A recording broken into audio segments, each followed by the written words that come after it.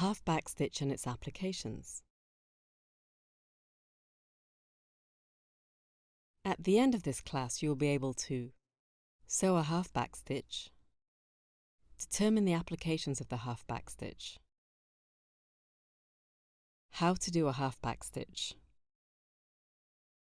The half back stitch is similar to the even back stitch and is made in the same manner as the even back stitch, except that it is taken halfway back instead of all the way, leaving a small space between each stitch on the upper side.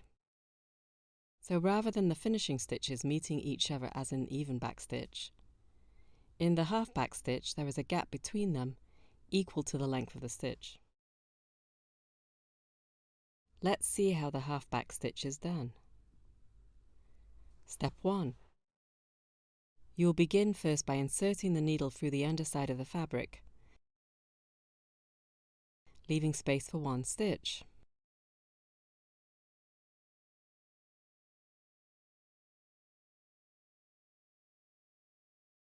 Step 2. And just as the name implies, you'll be moving the needle backwards to the right about 1/8 of an inch. The length of the back stitch has to be uniform throughout. Now you have made one complete back stitch that is 1/8 of an inch long. Step 3. From the underside, move the needle ahead from where you began, leaving about 2 stitches space, and pull the needle through. Step 4.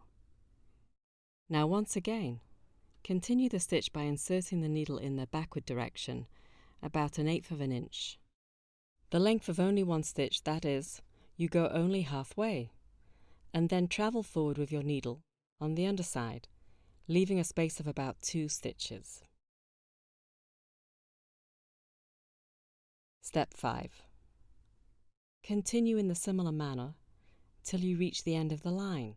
So what you are going to end up with is stitches that look like these, which are 1/8 of an inch in length, with 1/8 of an inch space in between them.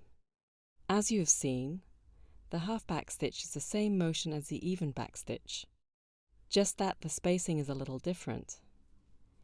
In the even back stitch, the stitches are formed continuously, with no space between them, but in half back stitch, there is uniform space between the stitches.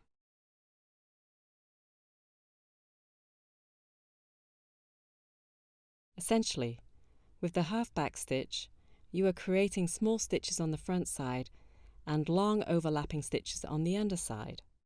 This makes for a very strong and flexible stitch. Step 6. When you are ready to tie up the thread, do one back stitch to bring the needle to the underside of the fabric.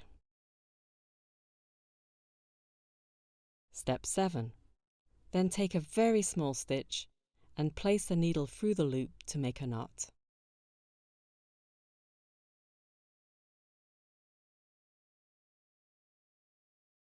You will repeat this one more time to make sure that your knot is durable.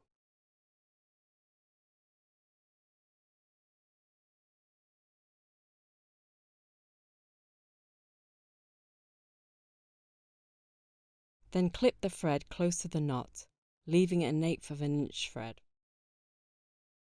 Thus the half back stitch produced in a series by a backward or reverse sewing motion produces short stitching with equidistant stitches and spaces on the front side and overlapping stitches on the back side. Please note, the samples that you see are sewn with contrasting thread for visibility. You would normally sew with a thread colour that matches the fabric colour as closely as possible if you were making seams. But for embroidery, you would choose the thread colour as per the design. Now let's see the application of the half back stitch. Applications of half back stitch.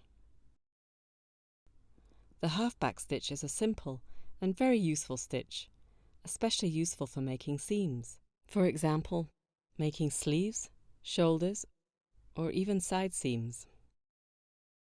The half back stitch is also used for pairing seams. It is an excellent hand stitch to sew a seam because it is one of the strongest and redundant stitches, making it very reliable. Also, the half-back stitch is a very dependable stitch for putting in zippers by hand. It is also used to sew the sari fall. To top it all, it can also be used as a decorative stitch for embroidery too. When used for embroidery, you have the liberty to take back stitches of varying length as per your design and desire. The length of the stitch sewn can be adjusted for the look or effect you desire.